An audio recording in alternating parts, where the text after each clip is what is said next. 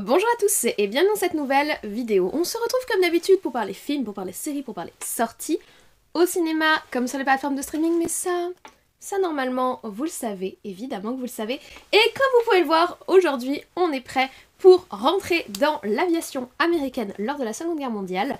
Bon, ils prenaient pas de femmes, mais je candidate, je m'en fiche. Petite veste pour se tenir chaud dans les bombardiers américains, puisqu'aujourd'hui on parle d'une série que j'attendais, qui fait partie des séries que j'attendais le plus cette année. Je vous renvoie ma vidéo, les séries que j'attends le plus en 2024. C'est la série Masters of the Air. Les 2 premiers épisodes sont sortis, je vais vous donner mon avis dessus. Je ne vous en dis pas plus, servez-vous un grand verre d'eau, un café.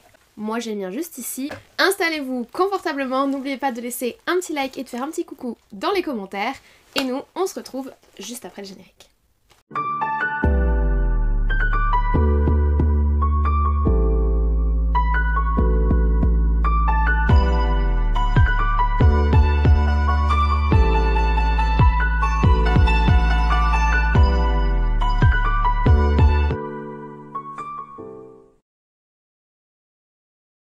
Alors Masters of the Air, c'est la nouvelle série sur Apple TV. C'est une série qui se passe durant la Seconde Guerre mondiale. On va suivre le 100e bataillon de bombardement qui a quitté les États-Unis, qui a retrouvé une base en Angleterre auprès des alliés anglais pour aller bombarder les positions nazies, notamment en France. Et on va suivre donc les hommes du 100e bataillon de bombardement à partir de 1943 et probablement, en tout cas je l'espère, jusqu'au débarquement en 44. C'est la première saison de cette série qui devrait compter normalement 8 épisodes. Pour le moment il n'y en a que 2 qui sont sortis, ils ont lâché les 2 premiers épisodes le 26 janvier dernier, donc vendredi dernier, sur la plateforme, et ensuite on aura une sortie à raison de 1 épisode par semaine chaque vendredi, donc sur Apple TV. Et moi en France j'ai Apple TV via l'abonnement Canal+. La série est produite par 2 producteurs dont vous connaissez normalement les noms puisqu'on parle de Tom Hanks et de Steven Spielberg. Ce sont 2 acteurs et réalisateurs en qui j'ai personnellement très confiance. D'autant que du coup on se retrouve avec la même équipe de production que pour la série Band of Brothers ainsi que la série The Pacific. D'une manière générale ce sont 2 séries qui ont vraiment été applaudies par la critique et par les spectateurs dans le domaine des séries de guerre, donc c'est quand même des éléments qui pouvaient donner confiance pour ce nouveau projet Apple TV. Et en plus, le petit supplément, c'est que personnellement, je n'ai pour le moment pas été déçue par des séries Apple TV que j'ai regardées. Apple TV, c'est Silo dont on a parlé sur la chaîne, c'est Sévrance pour laquelle j'ai eu un coup de cœur absolu. C'est aussi la série Servante ou encore plus récemment la série Monarque que je n'ai pas encore terminée. J'attendais que tous les épisodes soient sortis pour me la regarder un petit peu dans mon coin tranquillement, mais qui est sur Godzilla, donc ça donne envie. Donc j'ai confiance dans le département série d'Apple TV, j'ai confiance en Tom Hanks et Steven Spielberg pour ce projet, notamment vu des précédentes séries qui avaient été produites par eux, et en plus les bandes annonces me vendaient du rêve. Bref, j'attendais cette série et je vous donne tout de suite mon avis. Vous me connaissez, j'aime bien commencer par la forme et parlons de la forme de la série. La photographie est juste magnifique. On a un très beau travail sur à la fois la colorimétrie, les champs contre champs, les moments où on va avoir une partie de l'image qui est dans l'ombre et une partie qui est éclairée avec notamment une très belle mise en valeur des ciels. On est quand même sur une série sur l'aviation. Le ciel c'est un petit peu le sujet central visuellement de beaucoup de moments d'action et les ciels sont magnifiques mis en valeur, que l'on soit en vol ou que l'on soit en sol. En fait on sent l'omniprésence du ciel, l'obsession de ces hommes pour le ciel et le fait que ce soit un petit peu l'environnement naturel de la série. On a une très belle mise en valeur que ce soit des couchers de soleil ou des levées de soleil, on a une très belle mise en valeur de l'avion en vol. Toutes les scènes de vol sont absolument sublimes et d'une epicness. On va reparler de l'epicness parce qu'on est quand même sur un film de guerre très à l'américaine. Mais l'epicness, le côté badass, c'est quelque chose qui est extrêmement important dans ce genre de série et on le sent très fort dans la façon dont c'est filmé.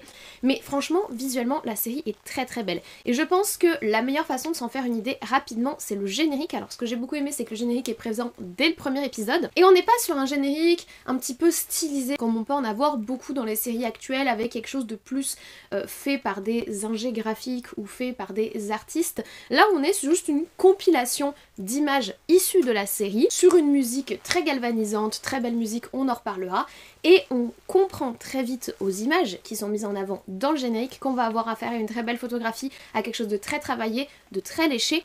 En plus de ça, on a des décors qui sont sublimes, que ce soit les costumes, vous le savez, j'adore les costumes, j'ai une toute petite passion pour les costumes de cinéma et de théâtre, mais ça va, je me soigne.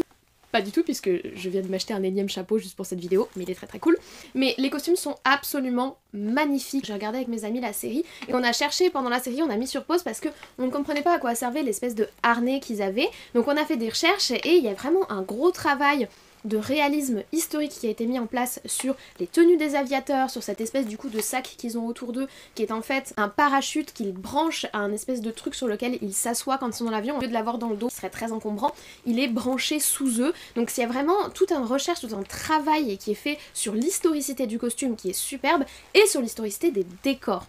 Alors les décors au sol sont très très beaux, mais pour le moment on n'a pas vu grand chose, on a surtout vu la base militaire. Ils ont quand même choisi de très très beaux lieux pour filmer, on a quelques scènes notamment dans le premier épisode qui sont en Angleterre sur les côtes anglaises, mais également dans les fjords, etc. On a de très très belles localisations, mais j'aimerais parler des avions, en fait, de la reconstitution qui a été menée sur les avions. Ce sont des B-17, donc des avions de bombardement américains, qui sont des avions qui comptent une dizaine de personnes dans l'équipage, les 2 pilotes, les différents tireurs, etc.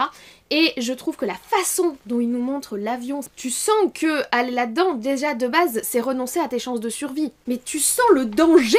Moi je rentre là-dedans en tant que personne du 21e siècle, si les avions y ressemblaient à ça, je ne prendrais pas l'avion.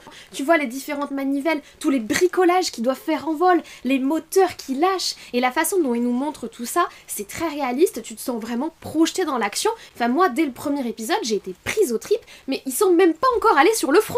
Le premier atterrissage, moi j'étais sûre qu'ils allaient mourir, j'étais comme ça sur mon canapé. Ils arrivent vraiment à créer une ambiance qui est une ambiance où on se sent vraiment ancré dans l'action et on sent le danger quasi constamment. Dès qu'on est en l'air, moi personnellement, je ressens le danger ne serait-ce que de la machinerie en elle-même, puis ensuite du contexte évidemment de guerre quand ils arrivent sur les zones de front. Donc photographie magnifique, images magnifiques, décors, costumes magnifiques, tout ce qui est numérique, il y a probablement énormément de numérique, pour toutes les scènes de vol ça ne se voit pas du tout, ça passe très très bien, c'est très très bien intégré, les effets spéciaux, franchement j'ai absolument rien à redire, on ne les voit pas, ils ne sont pas présents, on est en immersion totale. Et quand je parle d'immersion, je dois vous parler de la musique, je l'écoute dans ma bagnole depuis vendredi dernier. Épique, orchestral, typique de la musique de films de guerre américains, avec ses cuivres, avec, je sais pas, c'est vraiment pour moi le son de la guerre, le bruit de fond de la guerre, la bande sonore de la guerre, tellement l'identité du cinéma de guerre américain est associée à ce style de musique-là, orchestral avec ses cuivres, à la fois une espèce de mélancolie, à la fois quelque chose de très héroïque, et à la fois tu ressens le sacrifice. Il y a plein d'émotions qui se mélangent dans ce type de musique de guerre-là, et je trouve que toutes celles qui ont été composées pour la série sont vraiment excellentes. Je vous incite, si vous ne regardez pas encore tout de suite la série, ne serait-ce qu'à jeter un coup d'œil à la playlist du coup de Masters of the Air qui est disponible sur Spotify ou je sais pas où vous écoutez votre musique, moi j'écoute sur Spotify, mais ce sont des musiques qui te donnent le frisson et que te replongent dans l'action, même quand t'es dans ta voiture. Moi j'ai l'impression d'aller sur le front dans la guimbarde du B-17. En plus de ça, ça fait super plaisir de retrouver une composition orchestrale, parce qu'on va pas se mentir, hein, le Spotify aléatoire, on en a marre, et là on a vraiment déjà de beaux décors, mais en plus un très très bel accompagnement musical. Et j'ajouterais aussi un super casting. Alors, il y a 2 éléments que je voudrais mettre en avant dans le casting. Petit 1, mais qu'est-ce qu'ils sont beaux. On a Austin Butler en premier rôle, en major, un peu badass, un peu as des airs. Il est très séduisant, il était déjà très séduisant dans Elvis, mais là c'est juste un plaisir visuel de le retrouver, et en plus il joue très bien. Mais d'une manière générale, je suis très contente parce qu'ils n'ont pas seulement donné des rôles d'as des airs à la Top Gun Maverick où on suit des pilotes chevronnés, etc. On voit aussi des mécanos, on voit aussi des cartographes, on voit aussi des dirigeants, des petites mains, des cuisiniers, on voit tout le personnel de la base et tous ceux qui permettent que les pilotes, les fameux as des airs, volent. Et je trouve ça très très bien, et en plus là-dedans tout le monde joue très très bien. Alors vous en doutez, c'est un casting à très très grosse majorité masculine, hein, puisque durant la Seconde Guerre mondiale, dans les équipes de bombardement américaines, il n'y avait pas de femmes, enfin pas que dans le bombardement, à peu près partout. Hein. Bien évidemment, il y avait quand même des agentes de liaison qui travaillaient dans tout ce qui est administratif notamment, et il y a eu également un groupe de pilotes, même plusieurs groupes de pilotes de la Air Force américaine, qui étaient des groupes exclusivement féminins, donc on n'était pas sur des groupes mixtes avec quelques femmes au milieu des groupes d'hommes, on était sur 2 groupes je crois, qui ont ensuite fusionné en un seul et qui étaient exclusivement féminin, mais sinon on a plutôt l'habitude des films de guerre avec effectivement, du fait de la réalité historique de l'époque, une très grosse majorité masculine. On a quand même l'image de la fiancée un petit peu idéalisée, les lettres qu'on reçoit, etc. qui est présente, mais je trouve que le casting est super pertinent, on suit des personnages qui sont vraiment intéressants. Moi je me suis particulièrement attachée à celui qui est notre voix off, qui est le cartographe, donc celui qui leur permet de se repérer dans les airs, qui est un personnage très attachant parce que c'est pas forcément le héros, l'héroïsme exacerbé de la guerre, c'est une petite main, en plus il n'est pas forcément très doué, mais je le trouve très touchant et je trouve très intéressant de l'avoir choisi comme angle, comme personnage voix off, comme personnage qui va nous accompagner parce que nous aussi on sait pas piloter un avion. Le fait de le suivre lui, ça permet une meilleure identification je trouve, beaucoup d'intelligence dans le choix des acteurs, beaucoup d'intelligence dans l'acting lui-même, mais surtout dans la façon dont sont répartis les différents rôles dans la série, dans la visibilité qui est donnée aux différents postes autour des pilotes qui sont les icônes de ce genre de film, et en plus du choix de l'espèce de personnage voix off, personnage guide que je trouve très pertinente et très touchante. Et le dernier point que j'aimerais évoquer avec vous, c'est le rythme, plus largement l'histoire, mais surtout la façon dont l'histoire est construite sur ces 2 premiers épisodes, même si honnêtement, je vous le dis, ils auraient pu en lâcher qu'un, que j'aurais quand même continué la série, parce qu'on a une très bonne maîtrise du rythme et une très bonne maîtrise des différents événements et des différents éléments dans chaque épisode. Les épisodes durent entre 50 minutes et 1 heure, donc c'est quand même des gros morceaux. Là, avec les 2 premiers, vous en avez pour un film, et on est sur de la qualité film en plus, donc clairement on est à la hauteur, mais en plus le rythme est vraiment très bien géré pour nous donner, saupoudrer un petit peu de chaque scène et nous faire nous attacher au personnage en juste 1 heure. On commence avec une scène un petit peu où on rencontre nos 2 personnages principaux qui vont être nos 2 pilotes, où on voit rapidement quelles relations ils entretiennent, puis on va directement au front pour nous montrer qu'il va y avoir de l'action et pour montrer un petit peu aux spectateurs dans quoi ils s'engagent dans cette série. Ça c'est les 15 premières minutes, puis ensuite tout le premier épisode, on va alterner entre des moments de tension dans l'avion et des moments de fraternité ou de conflit entre nos différents personnages, des moments où on comprend l'organisation de la base et également des éléments de compréhension du contexte géopolitique à ce moment-là et de qu'est-ce qui se passe sur leur front et quel est leur rôle dans la guerre. Donc en fait ils arrivent vraiment à très bien équilibrer leur récit pour nous permettre de le suivre, de savoir exactement où on en est en un seul épisode, de réussir à faire en sorte que ce soit attaché aux différents personnages en un seul épisode, et du coup le second c'est juste savourer, c'est-à-dire que en 1 heure ils ont réussi ce que beaucoup de séries ne réussissent pas, c'est-à-dire à créer de l'attachement avec les personnages, un vrai contexte clair, précis, posé, sans aucun flou, à nous présenter plusieurs sites, plusieurs lieux, les enjeux que vont être les enjeux de toute la série, puisqu'en fait, dès le premier épisode, on sait exactement vers quoi on va tendre. Alors oui, la guerre, tout le monde sait ce que c'est, mais on comprend très bien quel est le rôle de nos personnages, quel va être le sens de l'action et vers quoi on va aller. Et ils auraient pu lâcher qu'un seul épisode, que les gens seraient revenus. Moi, honnêtement, quand j'ai vu la fin du premier, je me suis dit, mais pour le coup, pourquoi vous en avez lâché 2 d'un coup? On a presque perdu une semaine d'attente fébrile pour savoir la suite. Alors j'étais très contente d'en avoir un deuxième et j'ai beaucoup aimé le second épisode parce que c'est vrai qu'on rentre peut-être un petit peu plus dans le dur, on rentre un petit peu plus dans l'aspect guerre, l'aspect on va dire plus conflit, plus concret, plus géopolitique, où on va en apprendre un peu plus sur le rôle du chef, etc.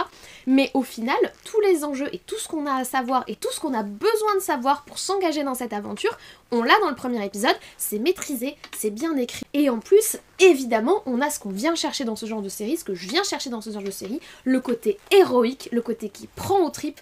Moi personnellement, j'ai vraiment grandi avec ces films de guerre là, et en plus je les ai vus avec mes grands-parents qui ont connu la guerre, donc la Seconde Guerre mondiale, et qui ont également par la suite connu le contexte du conflit, de la guerre froide, etc.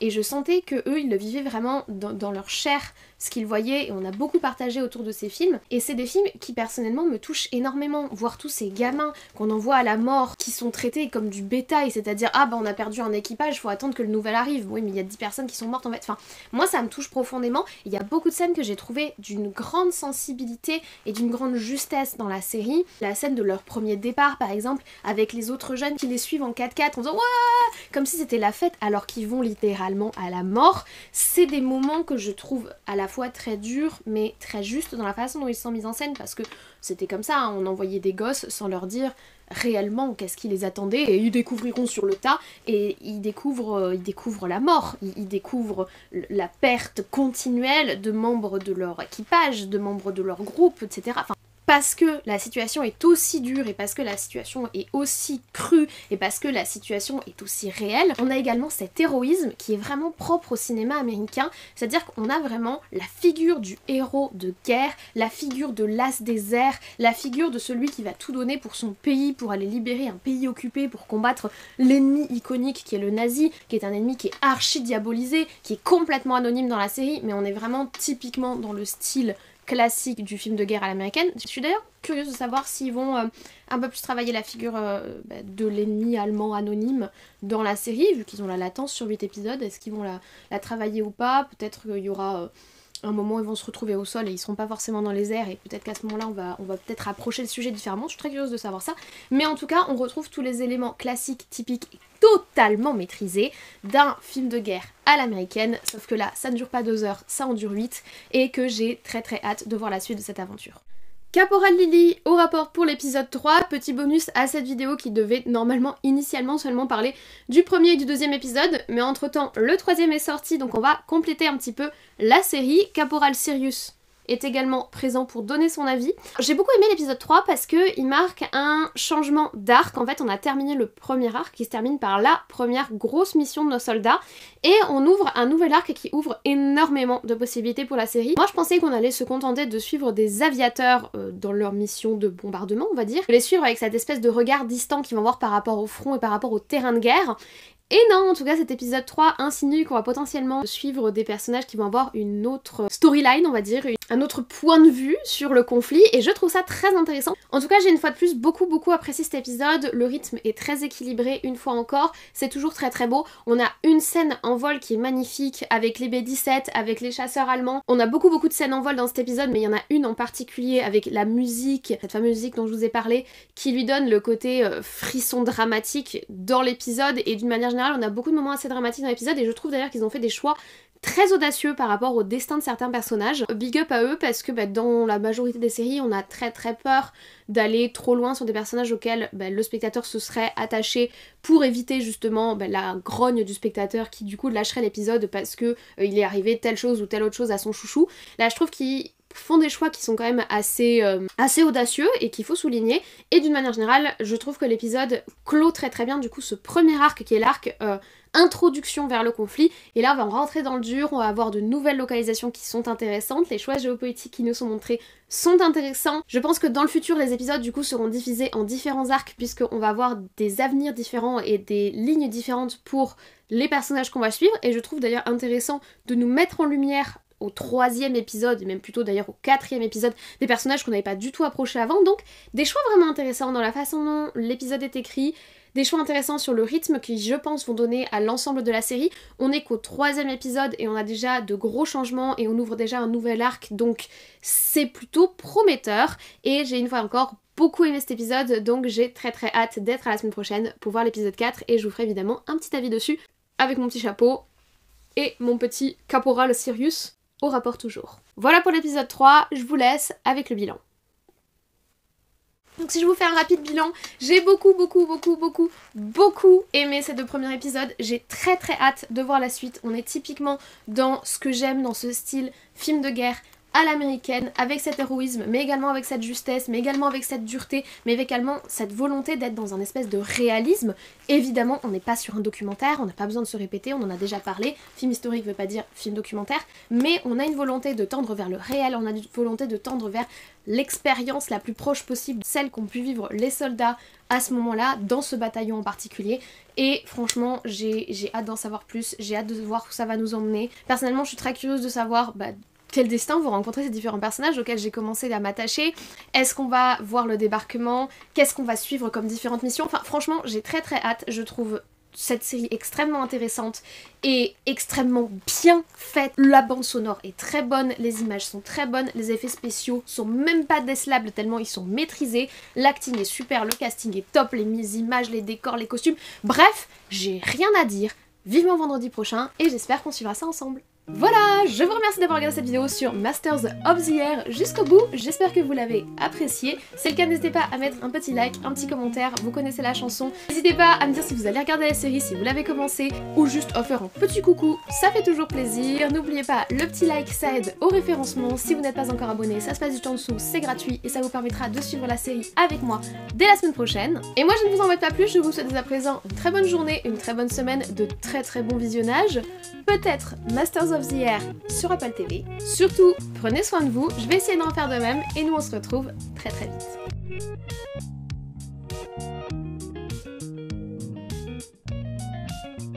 J'ai un super chapeau! Je sais pas ce que vous en pensez, mais c'est une vraie casquette militaire qui a vraiment servi à quelqu'un dans l'armée, que j'ai acheté au surplus militaire. Je suis extrêmement contente. Alors elle est un peu trop grande pour moi, je l'ai coincée dans mes cheveux.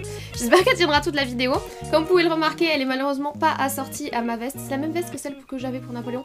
Et je n'ai pas trouvé ma cravate marron, mais je vais devoir filmer sans, mais ça me fait trop chier, je sais pas où elle est. Bref, je l'ai acheté comme ça et les gens au surplus militaire m'ont aidé à trouver un petit emblème qui pourrait ressembler à l'emblème de l'armée américaine. Alors ce n'est pas l'aviation américaine, c'est l'emblème de la marine, je sais pas si vous le verrez, mais il y a une petite encre, mais j'adore! Franchement ma collection de chapeaux devient outrageusement inutile à part pour YouTube et trop stylé. Comme vous pouvez le voir, j'ai cette magnifique barrette qui maintient ma moumoute, sinon elle s'écarte trop. Mais je trouve que j'ai réussi quand même à faire un petit style un petit peu aviateur de la Seconde Guerre mondiale. J'aurais préféré que la veste soit marron, j'aurais préféré avoir ma cravate marron, j'aurais préféré que la casquette ne soit pas verte, ou alors plutôt avoir ma veste verte. Mais tout n'est pas parfait dans la vie. Et je suis quand même très contente de ce petit style improvisé. Du coup je me suis fait un petit peu une coiffure pseudo-vintage avec un petit roulé. Bon, les femmes ne se battaient pas dans l'armée de l'air américaine malheureusement. Je pense que j'aurais fait de bonne candidate. Voilà, petite boisson. Merde, j'en ai mis partout. Et on est prêt pour commencer. Les petits lapins dorés, je vous avoue que ça fait pas très armée américaine. Alors Band of Brothers, je l'avais commencé, je l'ai abandonné. The Pacific, je ne l'ai pas encore vu, mais ma maman avec qui j'échange beaucoup au niveau des séries me tanne pour que je la découvre parce qu'elle a adoré. Quoi? Je parle avec les gens. J'ai une casquette, tu dois m'obéir. Oui, voilà, c'est ça, je préfère ça. Non mais oh, ça c'est le pouvoir de la casquette. Voilà messieurs, dames. Et ben donc, je suis bien contente de vous avoir fait cette vidéo parce que j'ai beaucoup aimé la série et que si jamais vous ne l'avez pas regardée, ben j'espère que ça vous incitera à la regarder parce qu'elle est très cool. Voilà. Je vais pas vous embêter plus parce que j'ai un rendez-vous médical dans pas très longtemps, donc je vais y aller. Je suis contente d'avoir réussi à tourner cette vidéo en attendant. Je vais essayer de faire des petites photos parce que je trouve que j'ai la classe. Et ce sera tout pour moi. Merci de m'avoir écouté, merci d'avoir regardé cette voix générique. Sirius est sur son balcon, je vais pas le déranger, mais il vous fait des coucou miaou, de toute façon vous l'avez entendu. Et ben voilà, c'est tout. J'y retourne. Merci à tous d'avoir regardé cette voix générique et ciao.